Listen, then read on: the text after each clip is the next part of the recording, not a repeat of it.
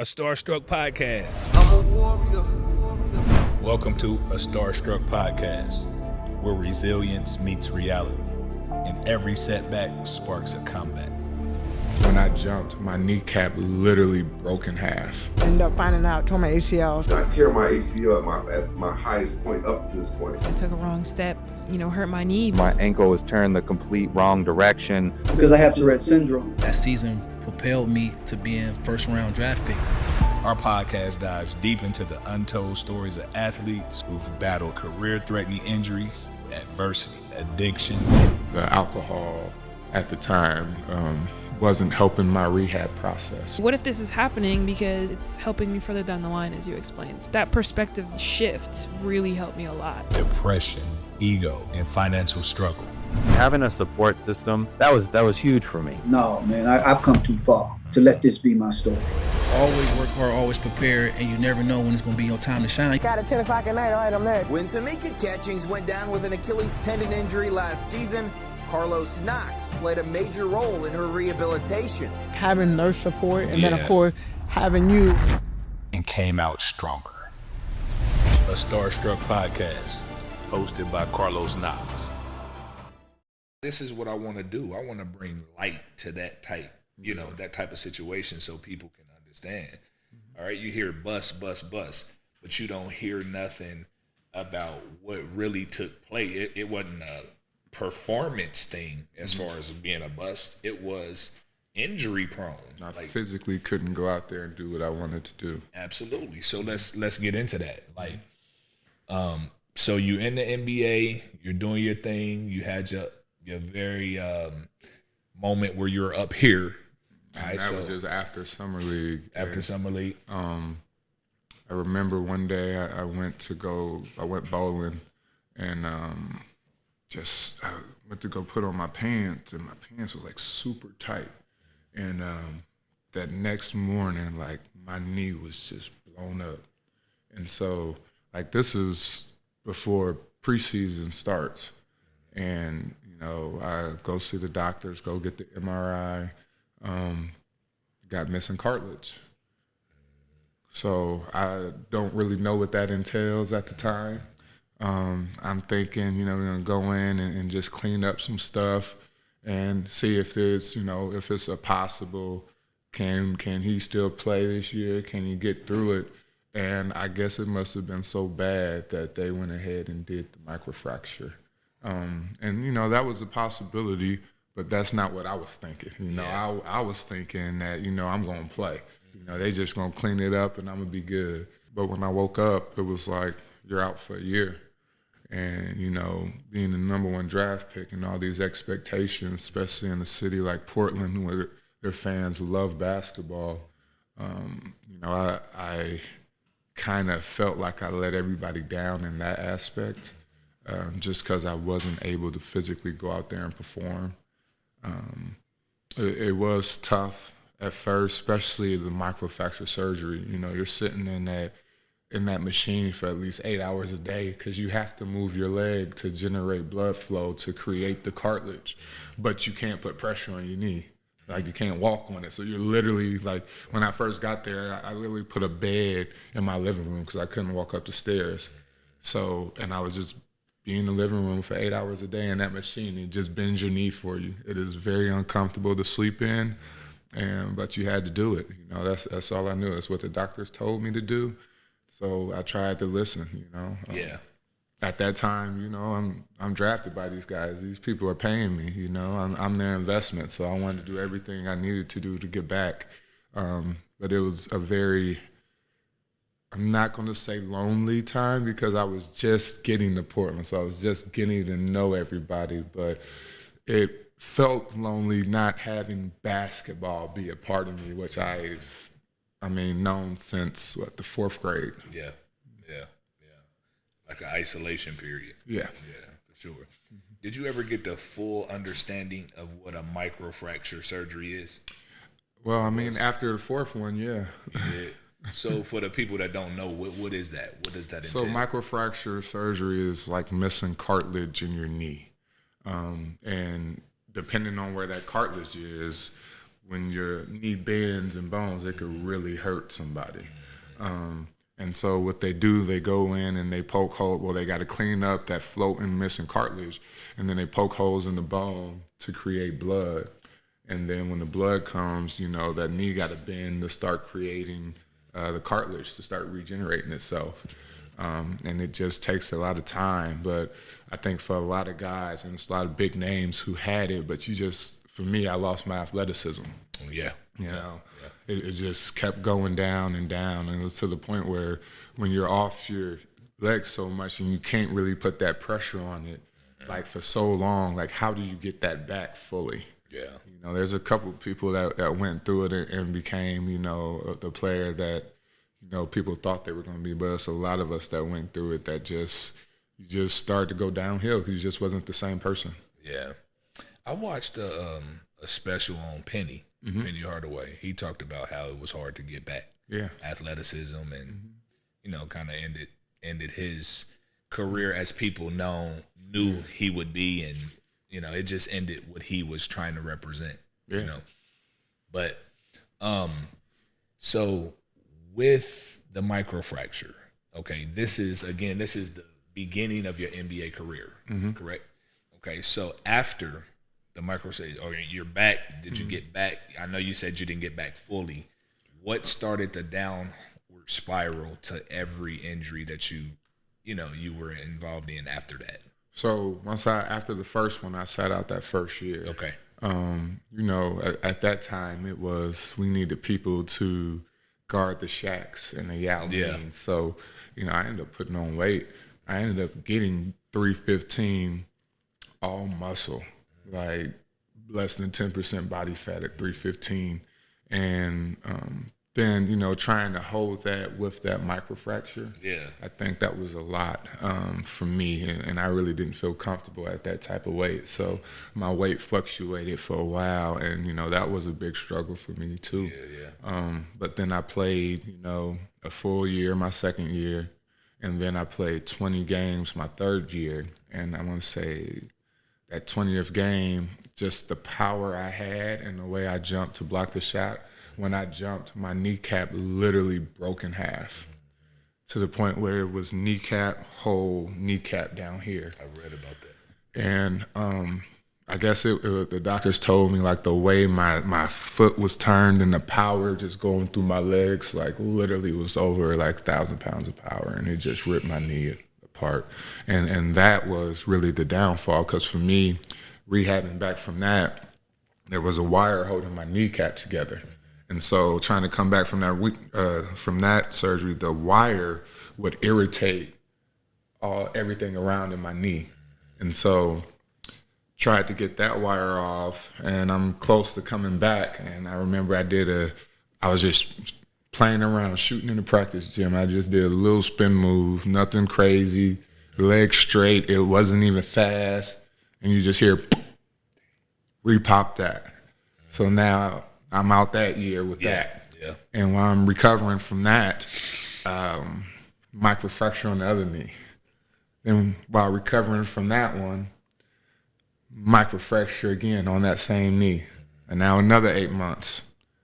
Third microfracture in a row. So you think about it, that's 4.5 surgeries if you're counting the re-tear to my kneecap, back to back to back, after only playing a year and a half, not even a full year and a half. Yeah.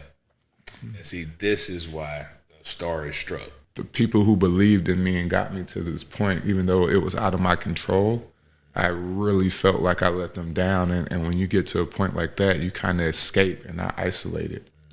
I isolated, and I tried to numb myself a lot, which also didn't happen. So the alcohol at the time wasn't helping my rehab process. And that's another thing that people don't think about going through that. You can do everything you're supposed to, but that alcohol is not going to be good on helping recover. Absolutely. It's numbing. It's numbing your body. It's numbing your brain, your thoughts. It might be fun in the moment, but tomorrow's still going to be there. All the pills, taken to just cover up the pain.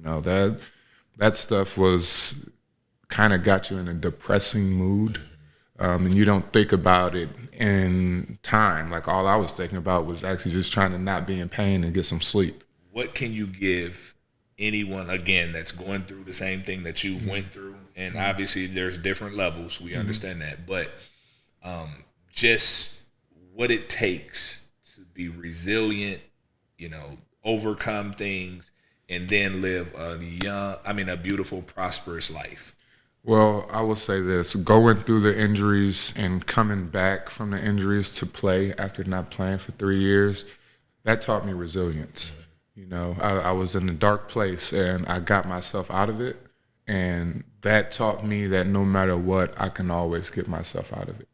Can always change no matter what circumstance I'm going through in life. Now, going through these injuries, I would say to any athlete to stay around the team, stay as connected with your teammates as you possibly can, to be involved, try to evolve your game. Don't let that or your sport slip away. If there's something you can do, just try to be better in that aspect of it. Just adding more to the athlete you're going to be. And there's lessons to be learned. Sometimes we need to sit down and calm ourselves down, and maybe that's God telling us, but learn, become a better person off the court. Try to read some books, try to better yourself. These are just little things that I think will help any athlete going through any type of injury. With the pod, man, it's a starstruck, and it's a starstruck for a reason. We always like to at least give the audience and just younger kids and younger athletes, just the real human side of us as well. Sure. You know what I mean? So it's certain things that happens in different people's career. I mean, we can give story after story. But what I like to do is talk about the bounce back of whatever it was. You know what I mean? So when I asked you, hey, Jay, what's your starstruck moment? Not only do I want your starstruck moment, I love for the audience to kind of get the feel for how you bounce back. Like, what is it about? How was it for you? Yeah. You know what I mean? Yeah, I always say, and I have two significant moments, I'll speak towards one of them, but I always say adversity doesn't just build character, it reveals it. It tells a lot about a person, how they bounce back, because adversity is the one thing in life that's constant. There's going to always be change. There's going to always be something that goes wrong. I don't care if you have $1 trillion. You're going to go through some type of adversity. Absolutely. And so how you bounce back or how you handle it and what you learn from it. Some people go through things and don't learn from it, so they make the same mistakes over and over. But one situation for me, I'll use the ACL. So I talked about how Michael Jordan became like a mentor. And I played in the NBA when I was 19. Like I said, I didn't know some things. I had to learn it, and I wasn't ready. So I had a few good games to end the season, but I was kind of looking like a bust. I was a top 10 pick. I didn't play a lot. And that summer, he was like, yo, you can come work out with me. I felt my game, Los and Liv, going to a whole different level. Because it's one thing for a great player to say, hey, you got game, keep going. Or, a long-time pro, a vet, this was the goal. Like, yo, Mike, you got game. I'm like, what? Like, he's coming to me for game-winning shots and scrimmages. He's picking me on his team every single time. So as a 20-year-old, it gave me a whole different fuel. Now I'm like, man, the GOAT, I don't care what adversity I go through in the season, the GOAT said, I'm a pretty good player. But I'm playing with him, and I tear my ACL. I'm like, what? How was it I struggled? My game is going to a whole nother level, and I tear my ACL at my highest point up to this point. Yeah. And I had days, I tore my ACL and meniscus. And at that time, it was like a really serious thing. It wasn't like you could just bounce back quick from an ACL. Ooh. That was kind of career ending 10 years before me. Absolutely. Right? And so I'm going through it. There was days in rehab where I'm looking at, I used to read all the slams. I would read the source. I read all that stuff. And I remember buying a slam. There were some players in there. It was in the rookie sophomore game. They were having success from my draft class. And I knew I was better than them. But I couldn't show it. And there would be days from coming back from rehab, I'd go to Barnes & Noble, come back, turn off the lights, and just have tears coming out of my eyes. Like, just truly like, I can't believe I'm going through this. I can't believe, this adversity's here when my game was taken off. But that made me who I am today. It literally did, because I had to learn how to really shoot and be a consistent shooter. I could always shoot. I was streaking. Sometimes I put over here, sometimes over here. But once I was hurt, all I had to do was sit in a chair, grab a ball, and just form shoot. Mm-hmm. And so that helped me become like a consistent straight shooter. Then it created a monster. I was like, I'm about to go so hard. And now think about it. You're showing highlights and stuff. All those highlights were after I tore my ACL. Mm-hmm. You know what I mean? So it helped fuel a monster in me.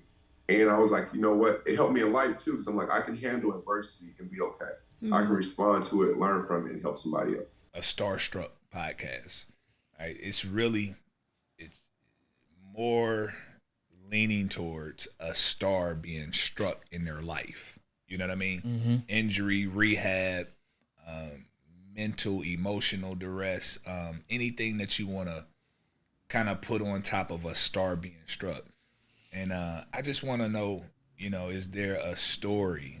What's your starstruck story? Because I'm sure we all have them in some capacity. But I'm just very interested in our athletes sharing it with the world because, again, that's the platform. I think my starstruck moment was two. It was two of them. One happened in high school. Okay. I was a sophomore, and we went to a Christmas Day tournament, and coach selected the players who were going to go, and I was left off of that selection. And I should have been selected on there. It was in Myrtle Beach, South Carolina. I was in 10th grade, and I was left off that list. And I was so mad and so hurt that I was left off that list to go. And, my dad was like, "You all right?" I'm like, "Yeah, I'm all right." He's like, "You want me to talk to the coach?" I was like, Nah. I said, "Nah." I said, this is just going to be the last time I'm ever left off an elite list of players again. Don't worry.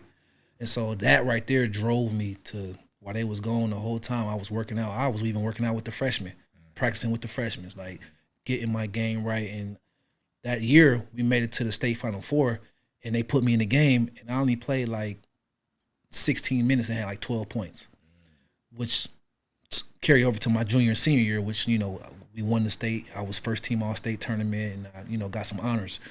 So that right there was like, let me know, like, ain't nobody going to give me nothing. I got to take what's mine. Next time I got to leave no doubt in the coach's mind when he about to select 10 people who about to go or 12 people, Norris Cole's name is going to be on the list early. No matter what. So that struck a nerve in me, starstruck me to be like, get your game so tight to where it's undeniable that you the one. And then, when I went to Cleveland State, like I said, I only had one offer. Mm-hmm. And then I got up there, I'm like, this Cleveland State, it's not like Ohio State. I'm definitely about to play right away. Boom, I didn't play right away. Yeah. I'm like, oh, they don't think I'm that good. And the results is showing. That's the first time in my mind where I was like, I'm not that good. Yeah. I got work to do. Of course. And that's where my work ethic started.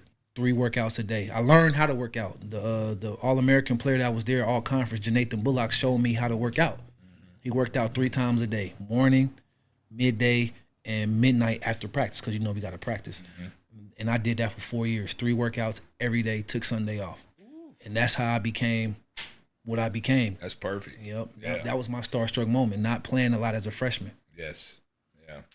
You know what? That's big for people to hear too, because you never know how many people you can help with just those words. You know what I'm saying? And don't run. Like, I didn't never think about transferring. Mm-hmm. I didn't never think about my dad talking to the coach like, hey, man, you promised it. Like, I didn't never do any of that. I was just like, I got to be better. Yeah. Yeah.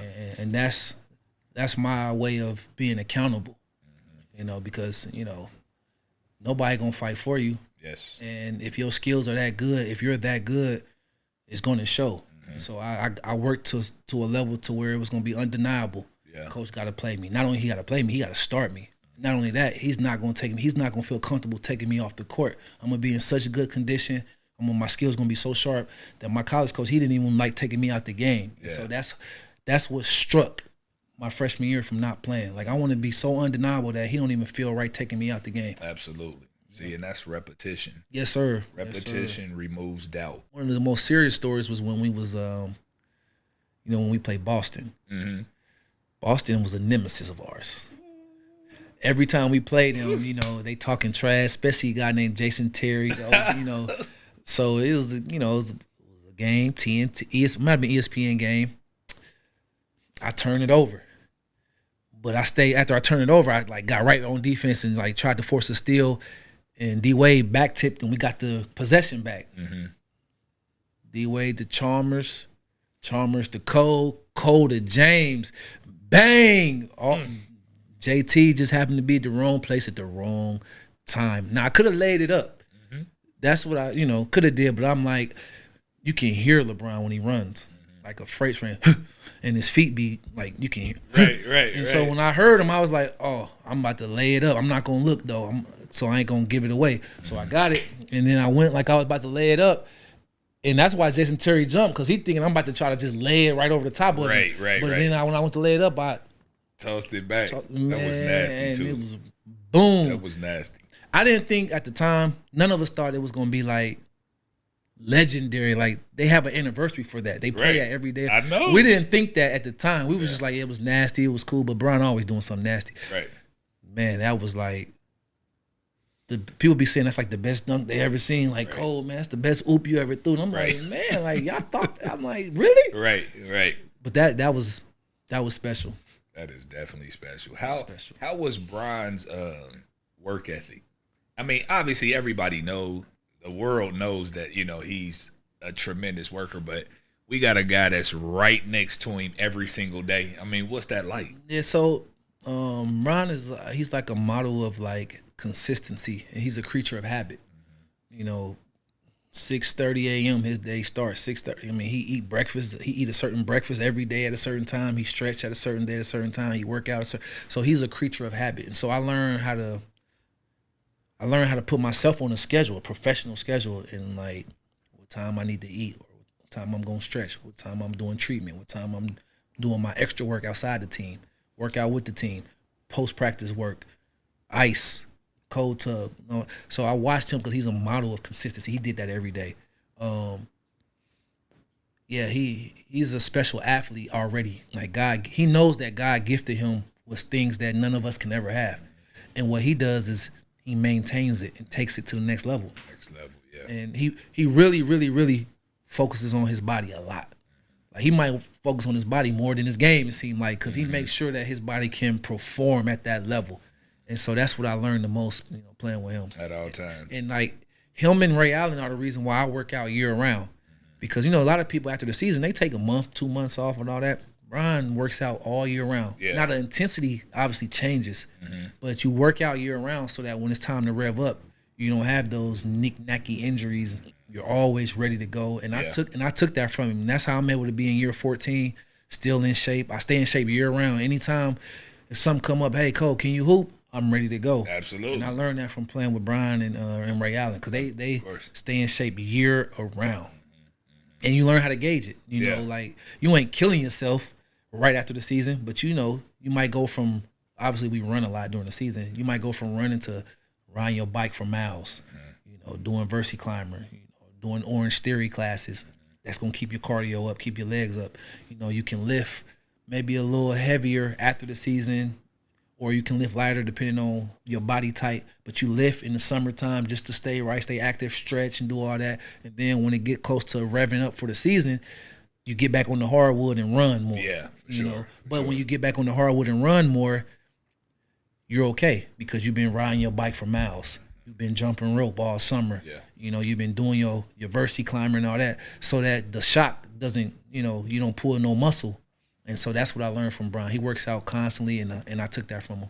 That's a gem. That's Yes, a sir. gem for all our players that are watching, our younger players, or people that are already in college and in the league. Yeah. I mean, understanding how to work out year round, because you're right. As soon as you hear year round, it's like, man, I can't do that. I'm going to burn out, or I'm going to get injured, blah, blah, blah.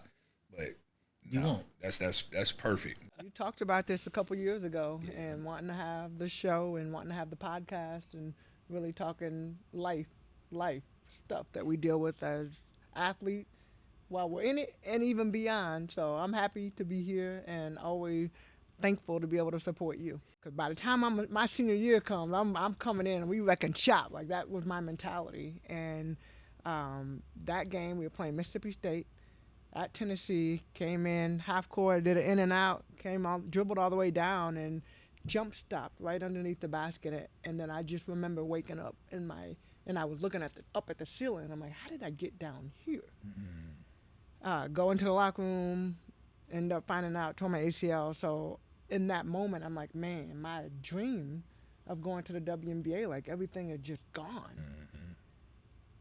Went through rehab, all of that. Going through rehab, had surgery, all that stuff. Ended up getting picked number 3 in the WNBA draft to come here to Indiana. This is after your ACL? This is after the ACL tear. So get drafted to Indiana, and I remember just asking Kelly Koskoff, our general manager at the time, and now back as the GM for the team, or as the president for the team, if I could stay in Knoxville and train. And she was like, no, I need you to come. You need to meet your new family, come meet your new fans, come to a new city. And I was devastated because I wanted to stay in Knoxville. End up coming up here to Indianapolis. And that's when I met you. Met Julie Plank. Shelly P. was our coach. First year we had Nell. And, man, like even to think about like going all the way back. Right. It's crazy. I'm telling you. But we were in the gym, and what I remember is like our relationship grew more every single day. Like the consistency of getting up, my routine, making sure we were in the gym. You know, remember we started with being able to run 1 minute, then run 2 minutes, then run 3 minutes, 4 or 5, all the way to a 40-minute game, like up and down. But it was over the course of time. Yes. And every single day, digging in, that's how it started. And I think anytime you go through an injury, and you have, like the 3 of us were married at the hip, you, Julie, and I. Yes. Every single day. Yes. And now, like here we are, that was 2001. That's 2001. Here we are in 2025. And, oh gosh, that was so long ago, but it feels like it was just yesterday. Having to sit courtside and know that you can't get in the game. Yeah. But I got cleared in July. I do remember this. So I tore my ACL in February, had surgery, went to the rehab, all of that, finally got cleared. At that point in time, the Houston Comets were still there. So Kelly Koskoff was like, okay, you finally got cleared to go straight. I want you to start traveling with the team. And I was so excited. So my first road trip with the team, we head to Houston. Right.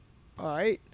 We go straight to practice from the plane. So we're still commercial. They just changed that this last year.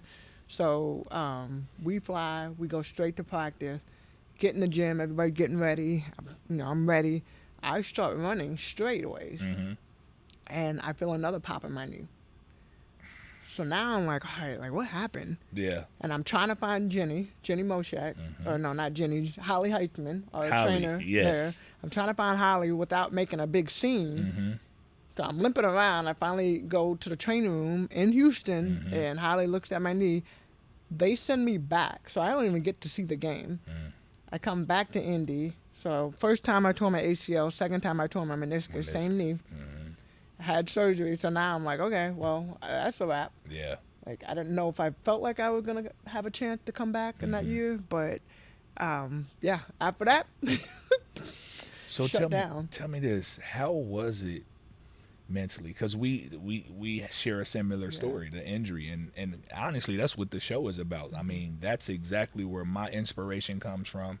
A starstruck meaning a star that's struck by tragedy, struck by, things that you have to overcome. Like, talk to someone that actually has an injury and feels, I mean, it's a sense of like depression, the end of the world. man. Yeah, it is. Like you literally, in the moment that it happened, and I remember the first time at Tennessee. Yeah. I'm sitting in the training room. Jenny Moshak comes in there, and doctor comes in there, and he's doing y'all know the whole knee thing. Yeah. And I'm like, I'm good. Tape me up. Right. Put some tape on this bad boy. I'm gonna finish. It's my senior year. Of course. And he was like, yeah, no, you tore your ACL. We have to shut you down. And game's still going on. So Jenny has to move, has to go back out. And I'm kind of sitting back there by myself for a moment. And I'm just like, man, how does this happen?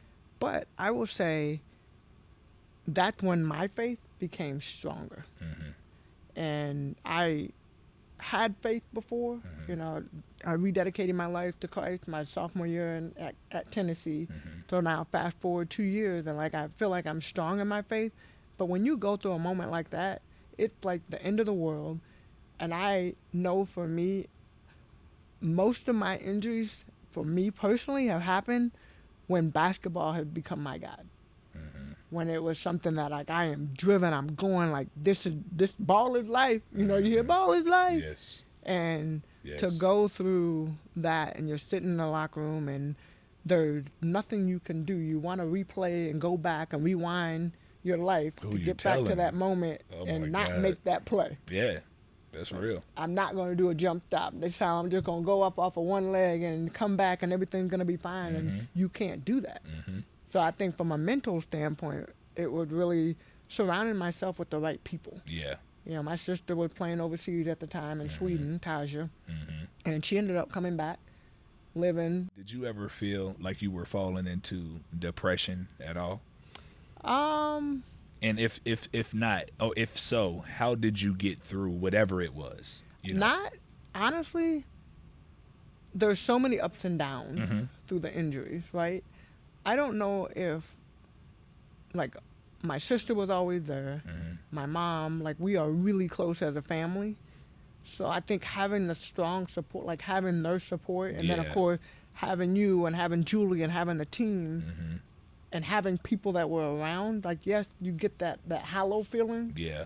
Sometimes that emptiness of, man, like, what's my purpose of being here? Yeah. I can't do anything. All I can do is shout. I was quiet back then. So, like, my way of communicating was just watch what I do. Yeah. Well, you can't watch somebody that's just going through rehab every single day. And some days are good days, some days are bad days. Some days I'm kicking the ball, some days I'm hugging the ball. Yeah.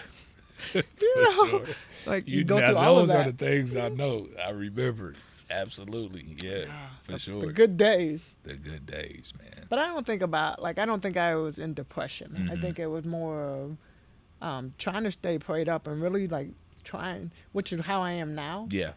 I really only want to be around positive people. Yeah. And I really, even with young people, I really want to only feed them with positivity. Because there's enough negative stuff going on in the world. Yeah. And sometimes you can fall into that, oh, well, I'm not good enough. Oh, I can't do this. Oh, I'm hurt, and I can't, and I can't, and I can't. And so one thing that I've tried to condition, not only myself, but even the people that I work with and deal with, is how do you get yourself out of that mindset? Absolutely. Because you'll fall real fast if you don't. I'm glad you said that, because that was the next thing I was going to say. So when you're going through something like that, and we're speaking from experience, this is just me interviewing you. This is knowing, because I tore mines. You know, that's what this platform is for. Like, for people that enters that part and that, you know, that part of their injury and their career, and it's not talked about. It's not. It's, you know, it's easy for us to say, you know, we were injured, we did this, we overcame it, blah, blah, blah. But those dark moments, like I can remember back when we played, it was like, that was the end of it. Like, if you tore your ACL or blew your knee out, what they talked about, I mean, technology wasn't where it is now. So it was like, man, like, you're done. I can remember being on the front page of a newspaper, like, Knox's career is over. Oh, man. And, I mean, there's so many different things. You have identity crisis just because you've been that athlete, that person. That guy. You that guy for a long time. And now, you know, it's altered. It makes you look at things different. Our entire lives, we've always wanted to become a professional athlete and take care of our families, take care of, you know, whatever it may be. And to be real, financially, making sure that we're financially set. Obviously, we fell in love with the game, so it meant a lot to us. But just being financially set is something that you have dreams and aspirations of doing. And when that's at a halt, you know, you got people depending. You got people thinking about you once you get there and how life is going to be. So I just wanted to talk a little bit about that because these are all things that people experience but don't really talk about it. But it's not just injuries. Yeah. It's graduating from high school and not having the opportunity to play in college. It's graduating from college after going back to the bottom your freshman year and working yourself up to being in a leadership position and not making the WNBA or the NBA or the Major League Baseball or NWSL. Like, there's so many things that make you feel that. Yeah. Where you feel a crisis identity and you feel, okay, now what? Like, God, where am I supposed to go now? Right? Yes. Injury is one of those things that's like, okay, well, if you don't rehab right, your career is over. Yeah, for sure. Or you're setting yourself up for another, and like we've witnessed people that have, like, I have the two in the same knee, but we've been around people that have had injury after injury after injury and still want to play. Absolutely. And still want to come back and go through all of that. 100%. And it's like, okay, at what point do you also look at the reality of this might not be, and how do you prepare yourself for the next? How do you prepare yourself for the next is the real But question. it's hard. Yeah, it is. Because if this is what you just said, if this is our identity, if this is, since third grade I've been playing basketball, organized basketball. So from third grade all the way up to 16 years in the WNBA, that's a long time. Exactly. When you hang up those shoes and put them away, it's like, okay, now what? what am I doing? Now what? Am I coaching? Am I broadcasting? Am I, teaching? Am I going to get a job? Am I going corporate America? I mean, what are you going to do next? That's so true. And that's what I'm talking about right there, because a lot of people don't understand what to do next. Joe Ingles we had this alley-oop play in Utah. We ran that same basic play, which was just like a wing-to-wing alley-oop, like just throwing it up. I'm cutting to the basket like once a game. Yeah. And it was essentially the same type of move. And they must have scouted it or something, or LeBron scouted it, because Jay Crowder kind of like was into me like underneath, and LeBron got me from up top, or it was vice versa. I don't remember exactly, but it was one of those things where it's a play I've done 1,000 times, and your body just gets where you're out of control up top, and I lose my just control of my body because I'm getting put in going different directions, and can't control the when I come down, and just the ankle just took, and the foot took, and the leg took all of the force. Yeah. And the point has to go somewhere, so it was just a complete freak accident. There's nothing I could have done to prepare. I think I was taped. It wasn't like anything, no brace in the world I think would have saved that from happening. Too much force coming down right down into the ground. And, it's just one of those things. It's just sports, sometimes things happen. Absolutely. Was it a point where it was totally awkward? Like, I'll give you an example. Like, when I tore my ACL, like, I've rolled ankles, I've sprained knees, you've done it all as an athlete. But when you tear your ACL, exactly at that moment that it's torn, like something. Yeah. But I was asking, without you visually seeing your ankle, did you feel it? Did you see? Did you feel it? Did you have a different feeling? It was a weird feeling, because a lot of people ask me, like, was it painful? And obviously I came down, and I came down so hard, like I knew something was wrong. Yeah. And my foot felt really weird. And then I turned around and looked at it, and then it was like my brain recognized what happened, and then it was like shots of pain like rolling up my leg. But initially it was like I just was like, I kind of like wheeled around and looked and saw it, and then it was like, oh, dude. Like, yeah. But it was one of those things too where I'm super lucky that you have all those doctors and people right there. As it's like, I've talked to so many other people that did similar things, but it'd be like they're in the middle of nowhere, climbing a mountain, or doing something, and there's no help around.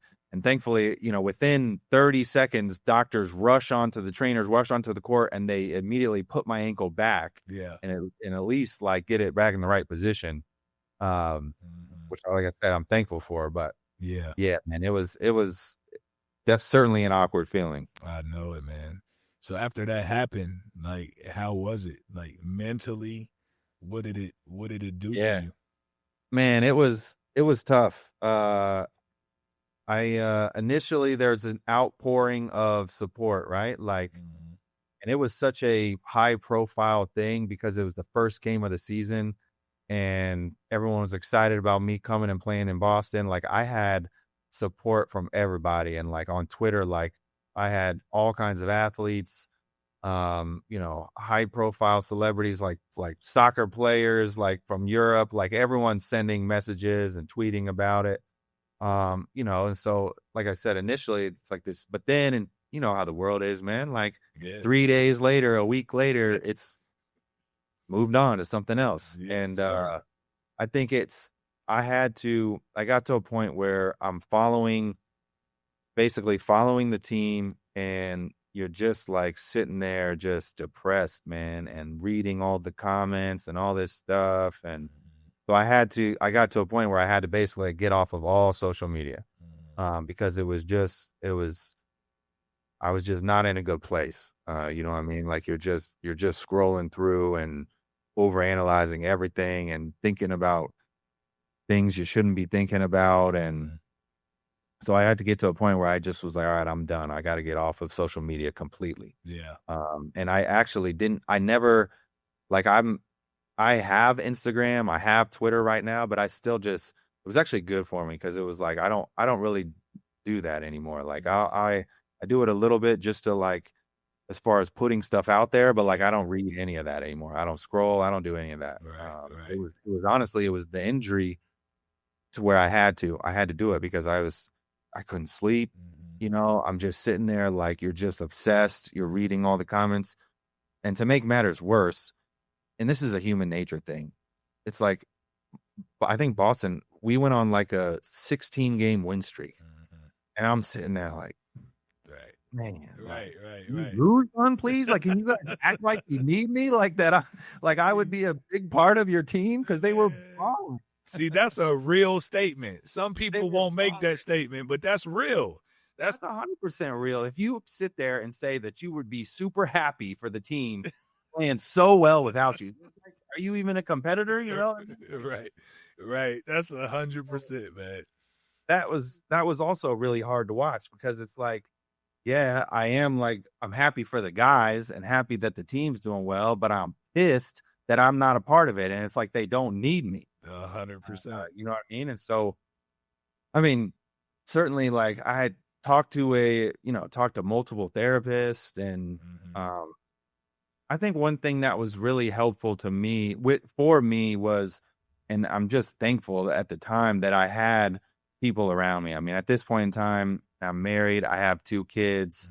My little girls they're at that point in time, I think 3 and 2 or something. Let me tell you, they could care less about any basketball that's going on. You know what I mean? That was a very good. It was good for me to have that because it would get me away from the game. Like they cared about putting stickers on my cast and me reading the story to them at night. They didn't care at all about the basketball, and so that at least allowed me to. And obviously, my wife was instrumental too about with all that stuff. Like having a support system, and somebody that you can talk to and maybe like make you laugh or make you not think about your injury for a second for 30, 40 minutes here and there. Like that was huge for me. A day in my off season would look like wake up, get in the cold tub. I would walk the dog. That might be too much information for you, but wake up, get in the cold tub, walk the dog. Then I'm in the gym at 5:45 or 6 o'clock.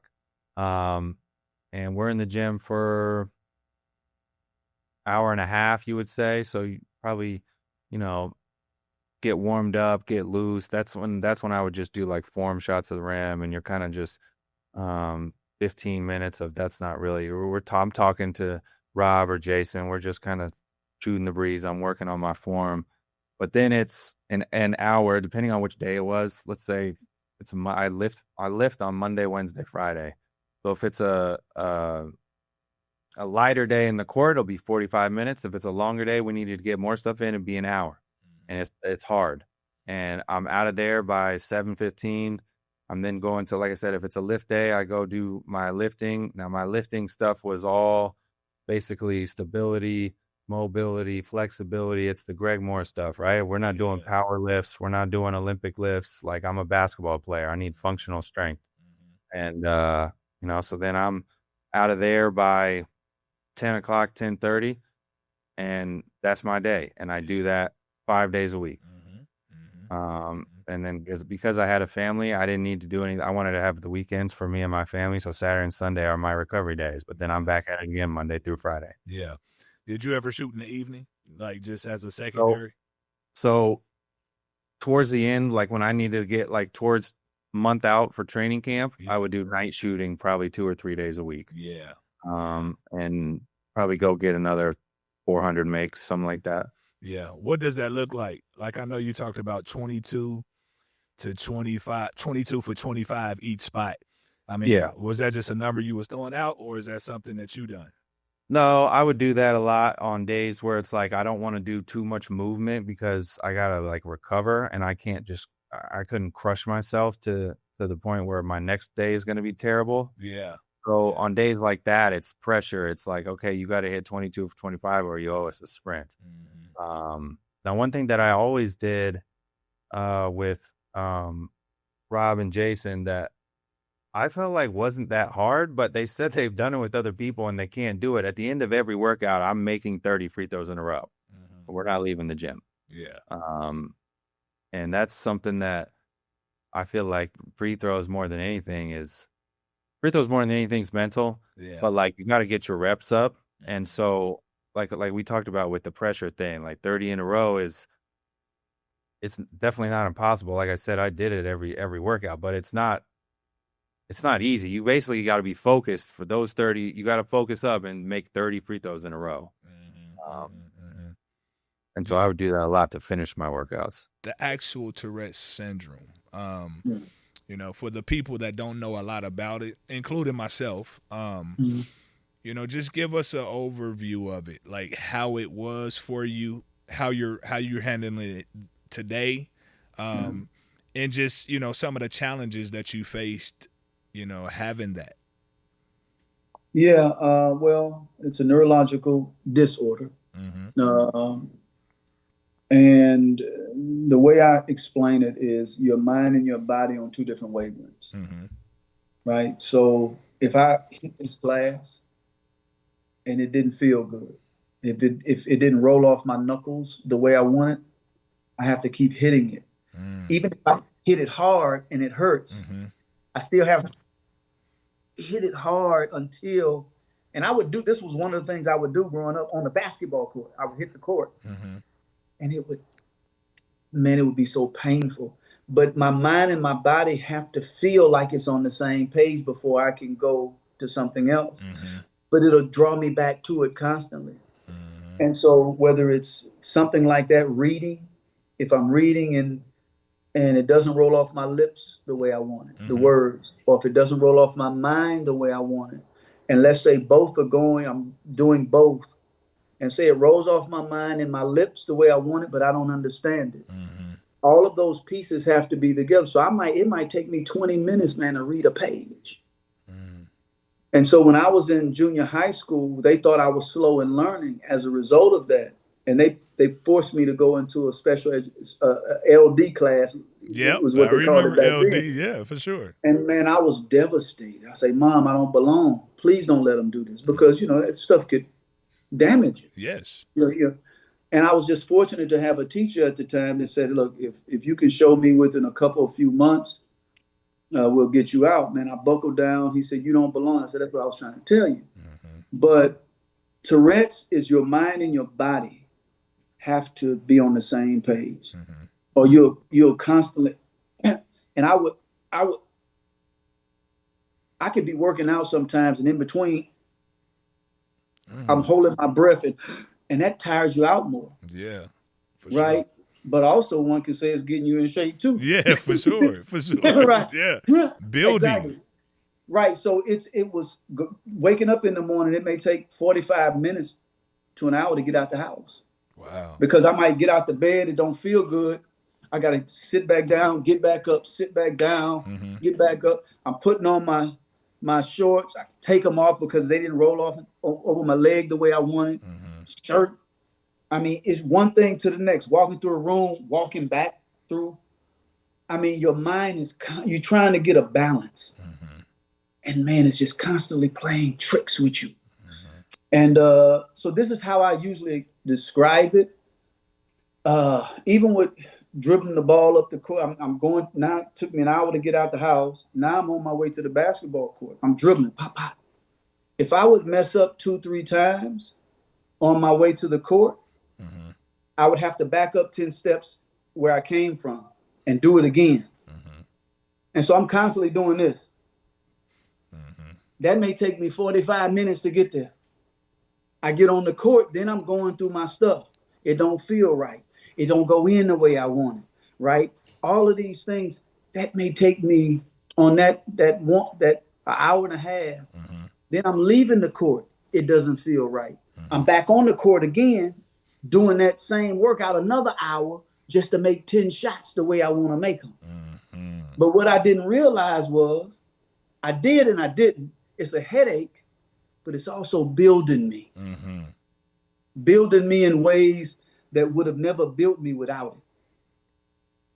And that's what I tell people. They say, well, if you had to choose not to have it, would you? I said, oof.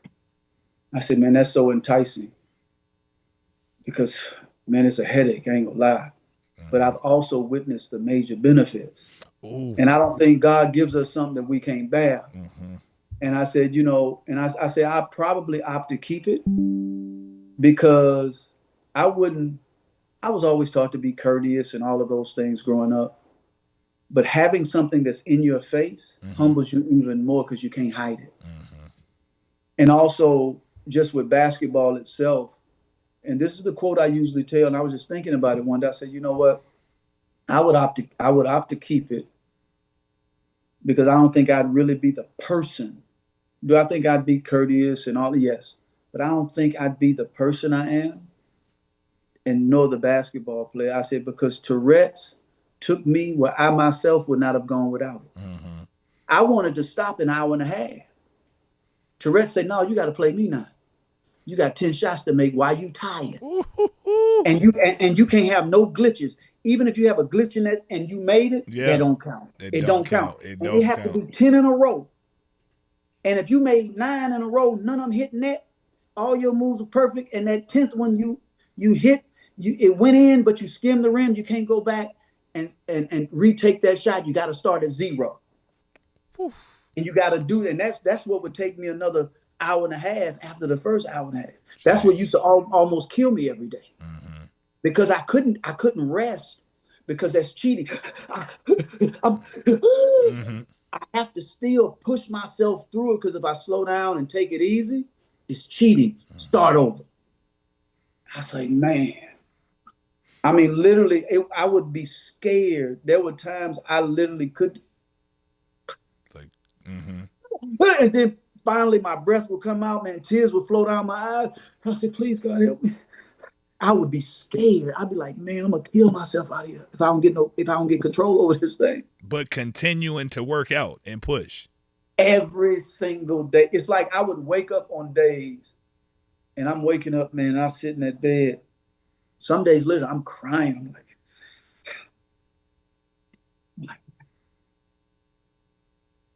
because I knew what I'd have to put my body through. And I knew that it was going to put me through that every single day. And I don't feel like this today. Would you label that your starstruck moment, or do you have a moment that you could share with us that really fits that description? It wasn't so much the Tourette's. I looked at the Tourette's as a benefit. It's when they put me on those drugs and the Haldol. And I started to gain all the weight.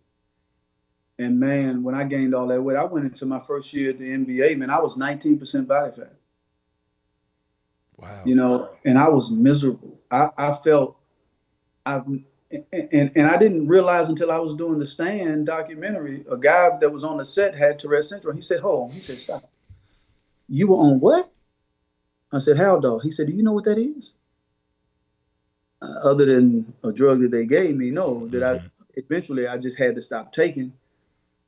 He said they give that to like mental patients to put them to sleep, to like make them zombies. And then, you know, I'm looking it up, right?